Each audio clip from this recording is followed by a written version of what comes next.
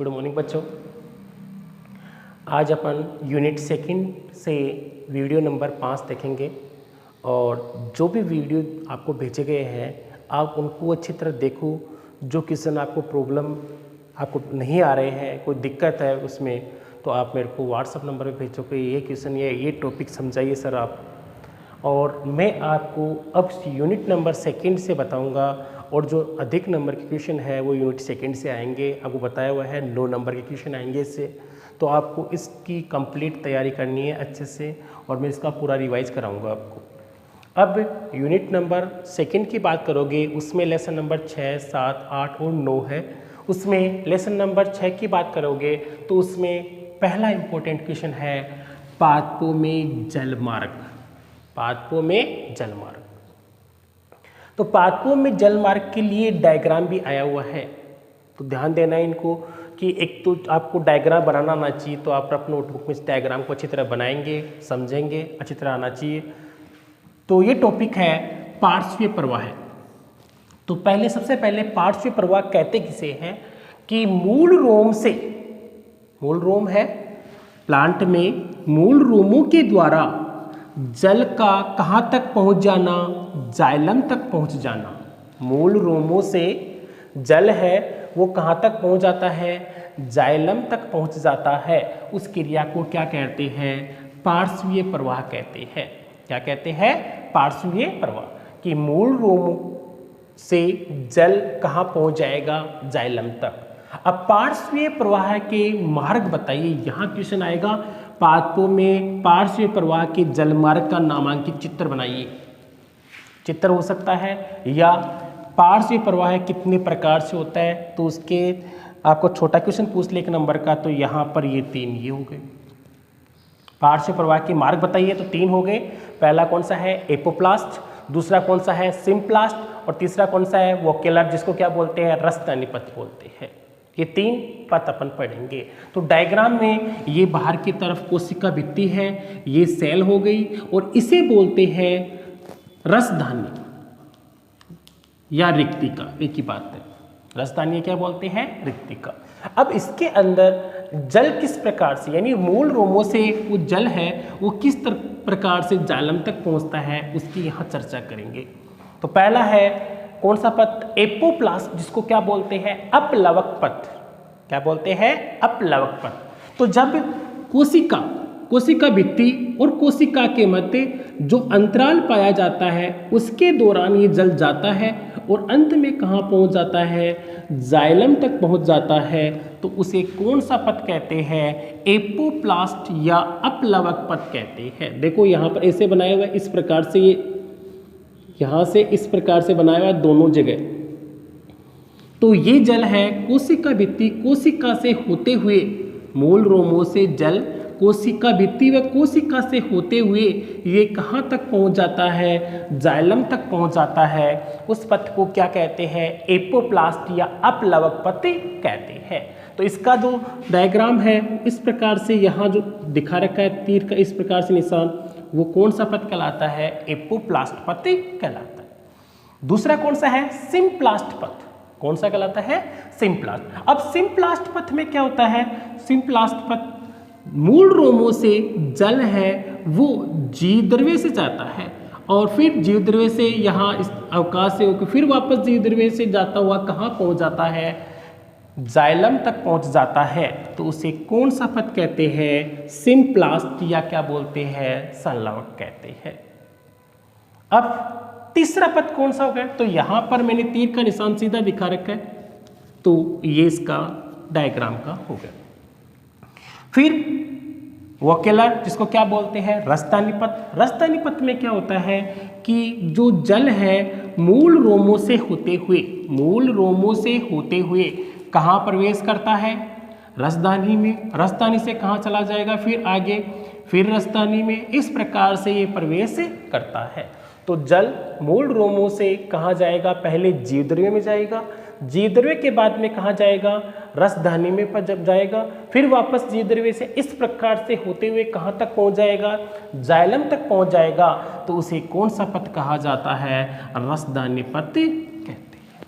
तो यहाँ एक इम्पोर्टेंट क्वेश्चन, एक तो डायग्राम का तो अच्छी तरह ध्यान रखना है, आपको मार्ग ध्यान होना चाहिए। पहला हो गया एपोप्लास्ट, दूसरा कौन सा हो गया सिम्प्लास्ट, और तीसरा कौन सा हो गया है रासायनिक पथ। तीनों ध्यान रखने हैं। छोटा क्वेश्चन बनाएगा तो ये हो जाएगा पार्ट से प्रवाह कितने प्रकार से होता है, 3 प्रकार से, तीनों के नाम लिख दीजिए। ये तो पहला पॉइंट हो गया आपका और इम्पोर्टेंट क्वेश्चन है। उसके बाद में अगला टॉपिक होगा आपका रसारोहण का। कौन सा होगा?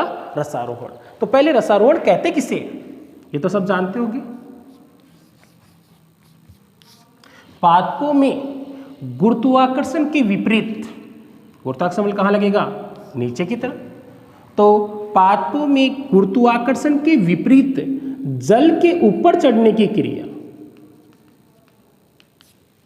पादपों में गुरुत्वाकर्षण के विपरीत जल के ऊपर चढ़ने की जो क्रिया होती है उसे क्या कहा जाता है? रसारोहण कहा जाता है। क्या कहा जाता है? रसारोहण। तो जल है वो गुरुत्वाकर्षण के विपरीत कहा जाता है ऊपर की ओर, उस क्रिया को क्या कहा जाता है? रसारोहण कहा जाता है। अब रसारोहण के लिए आपको बताया था मैंने, एक तो मार्ग बताया था और दूसरा बताया था आपको क्रियाविधि। उसकी बात करेंगे अपन। हाँ, अपन पढ़ते हैं रसारोहण के क्रियाविधि के बारे में पढ़ते हैं। रसारोहण की क्रियाविधि है, उसमें रसारोहण मार्क्स कि रसारोहण है उसको 2 भागों में बांट दिया गया है, रसारोहण का मार्ग और रसारोहण की क्रियाविधि।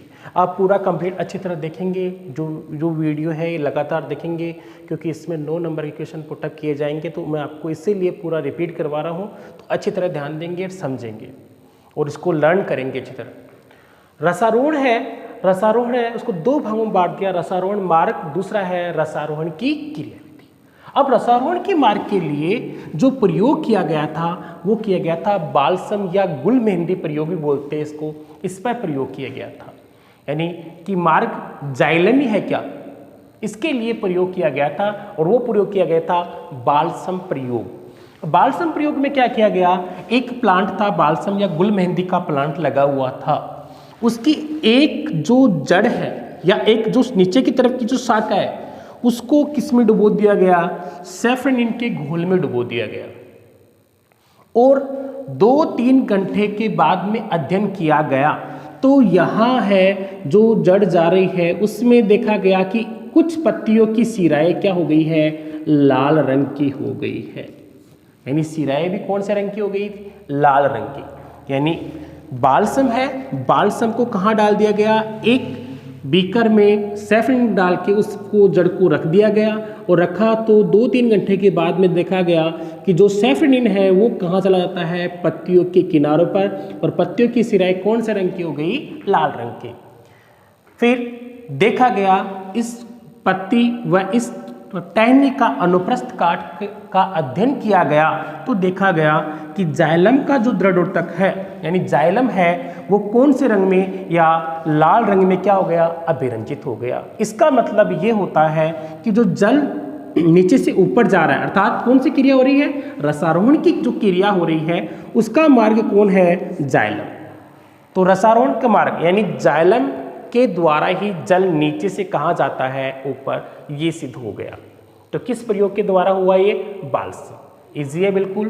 कौन सा प्लांट लिया गया? बालसम, और इसको कहाँ किस में डुबोया गया? सैफरन के घोल में, और देखा गया जाइलम दृढ़ोतक कौन सा हो गया? अभिरंजित हो गया। और इसे कौन सा प्रयोग कहते हैं? बालसम का प्रयोग कहते हैं। इससे पता चल गया कि मार्ग कौन सा होता है? जाइलम दृढ़ोतक। फिर दूसरा भाग है रसारोहण की क्रियाविधि। अब रसारोहण की क्रियाविधि के लिए सिद्धांत दिए गए थे, वो कौन से हैं? जैव सिद्धांत, मूलदाब सिद्धांत और भौतिक बलवाद सिद्धांत। तीनों हो गए। कौन कौन सिद्धांत हो गए? जैव सिद्धांत, मूलदाब सिद्धांत और इसके अलावा है भौतिक बलवाद सिद्धांत। तीनों हो गए। तो सबसे पहले बात करेंगे जैव सिद्धांत की। जैव सिद्धांत यानी यहाँ पर इसके अनुसार ये बताया गया कि जो भी रसारोहण की क्रियाविधि होती है वो किसमें होती है? जीवित कोशिकाओं में होती है। किसमें होती है? जीवित कोशिकाओं में होती है। यानी अलग अलग यहाँ तो दिया गया मार्ग, मार्ग में तो आपको पता चल गया कौन होता है? जाइलम दृढ़ोतक होता है। जबकि क्रियाविधि के लिए 3 सिद्धांत थे: जैव सिद्धांत, मूलदाब सिद्धांत, भौतिक बलवाद सिद्धांत। तो सबसे पहले है जैव सिद्धांत। जैव सिद्धांत है वो यहाँ इसके लिए 3 अलग अलग वैज्ञानिक आए, अलग अलग अपने अपने अपने मत प्रस्तुत किए गए। तो जैव सिद्धांत के अनुसार कहा गया कि जो रसायन की क्रिया होती है वो जीवित कोशिकाओं में होती है। अलग अलग वैज्ञानिक आए, एक कौन सा था गोडलेवस्की, दूसरा कौन सा था स्ट्रॉसबर्गर और तीसरा कौन सा था सर जेसी बोस।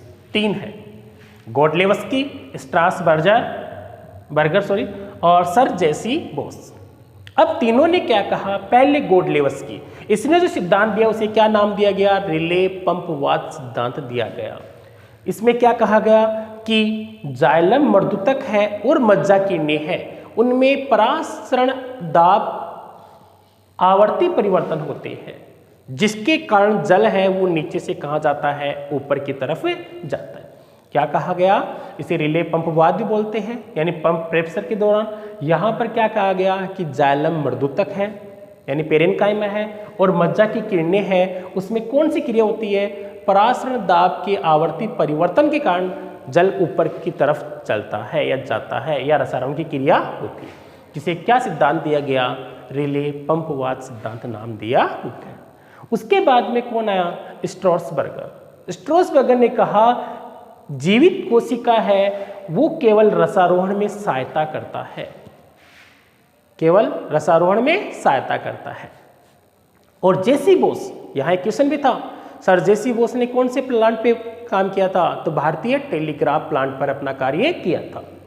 इसके द्वारा सिद्धांत दिया गया था वो कौन सा था, स्पंदन सिद्धांत। कौन सा सिद्धांत था, स्पंदन सिद्धांत। स्पंदन सिद्धांत में क्या, इसके अनुसार क्या कहा गया कि वलकुट है यानी कोर्टेक्स है, उसकी सबसे आंतरिक परत है, उसमें क्या होता है, स्पंदन होता है, जिसके कारण कौन सी क्रिया होती है, रसारोहण की क्रिया होती है।